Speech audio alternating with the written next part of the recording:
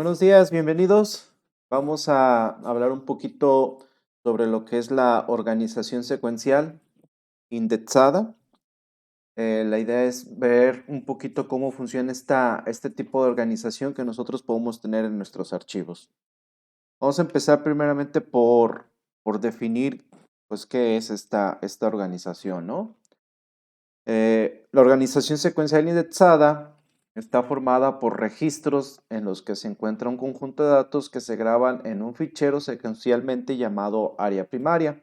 Entonces, lo primero que vamos a destacar aquí es que este tipo de organización va a tener un área que vamos a conocer como área primaria. Vamos a ver ahorita un poquito más adelante cómo se conforman estas áreas.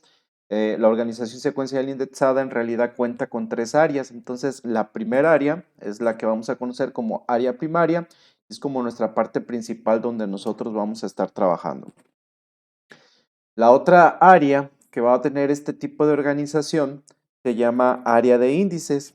Aquí los datos se van a recuperar con un acceso directo gracias a la utilización de esta área, que le vamos a llamar área de índices, donde vamos a contener información de la posición que va a ocupar cada uno de los registros en nuestro fichero de datos. Tenemos también lo que vamos a conocer como un área de overflow.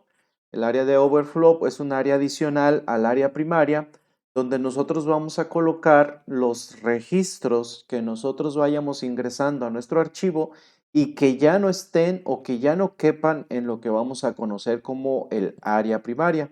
Entonces, si mi registro ya no cabe en el área primaria, en automático va a venir a formar parte de lo que es el área de overflow. Vamos a explicar esto un poquito de una manera más gráfica, tratando de representar lo que son las tres áreas o las tres áreas que forman parte de la organización secuencial indexada. Yo voy a tener entonces mi área de índices o mi archivo de índices. Voy a tener mi área primaria o archivo de datos, nuestra área principal de trabajo. Y vamos a tener nuestro archivo de overflow o nuestra área de overflow, que es donde entra en función cuando los registros ya no caben en el área primaria. Entonces, ¿cómo funciona esto? Funciona de la siguiente manera. Nosotros vamos a ingresar un dato. Este dato tiene un número de control, que en este caso es 2, y que vamos a tener un registro que es Carlos. Mi área de índices lo que va a venir a decirme es que si el número de control forma parte o está dentro del rango del 0 al 10, entonces yo este registro lo voy a colocar a partir de la posición 1 o a partir del puntero 1. Entonces yo vengo, ingreso este dato, checo a qué rango pertenece dentro de mi área de índices y una vez que ya ubique a partir de qué puntero lo voy a colocar, vengo y lo registro, ¿no? Entonces, el número de control 2 pertenece al rango del 0 al 10. A partir del puntero 1 lo voy a registrar en el área primaria. Entonces, vengo y lo coloco al área primaria. Si yo ingreso otro dato, en este caso el número de control es 4, su nombre es Isaac, pertenece al rango del 0 al 10, entonces a partir del puntero 1 tengo que colocarlo, pero el puntero 1 ya está ocupado, entonces voy a ocupar la siguiente posición. Dentro del rango voy a irlos colocando de manera secuencial, uno tras otro. No importa que el número de control no coincida con el número de registro o con el número de registro o renglón en algún momento, ¿no?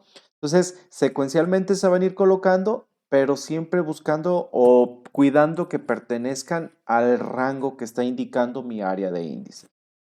Vengo, checo otro registro, es el número 13. El número 13 lo localizo. Ok, pertenece al área al rango del 11 al 20. Entonces lo tengo que colocar a partir del puntero o índice 5. Entonces vengo, checo, el puntero 5 está libre, entonces lo coloco en ese lugar. Sigo realizando registros, entonces vengo, registro el número 22, checo el área a la que pertenece, ok, pertenece al rango del 21 al 30 y ese rango me dice que lo tengo que colocar a partir de la posición 10, entonces vengo, checo la posición 10 está libre, lo registro.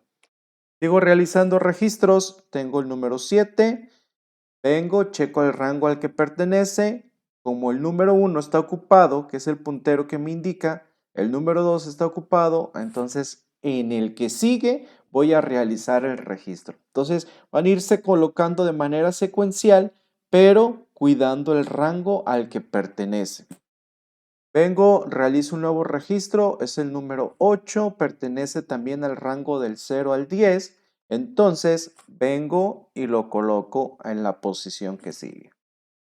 Vengo, realizo un nuevo registro, resulta que es el número de control 9, Héctor, pertenece al rango del 0 al 10, vengo y checo y resulta que yo ya no tengo espacio para colocar ese registro porque mis posiciones que yo había definido ya están ocupadas. En ese momento es cuando entra en función el área de overflow y ese registro, como ya no cabe en el área primaria, entonces va a venir a colocarse al área de overflow.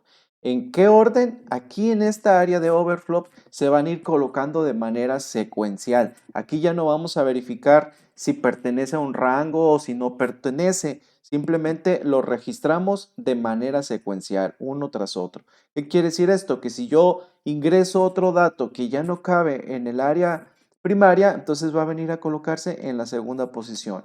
Vuelvo a ingresar otro dato que ya no cabe en el área primaria, viene y se coloca en la tercera posición y así sucesivamente, ¿no? De manera secuencial se van a ir realizando estos registros. Si el registro que yo ingrese tiene espacio o cabe en el área primaria, entonces vengo y lo registro al área primaria. No entra en función el área de overflow, ¿sí? Que es para este ejemplo, que es el número de control 15. Pertenece al rango del 11 al 20, va a partir de la posición 5, hay espacio, entonces lo coloco. Y de esta manera es como va a funcionar la organización secuencial indexada.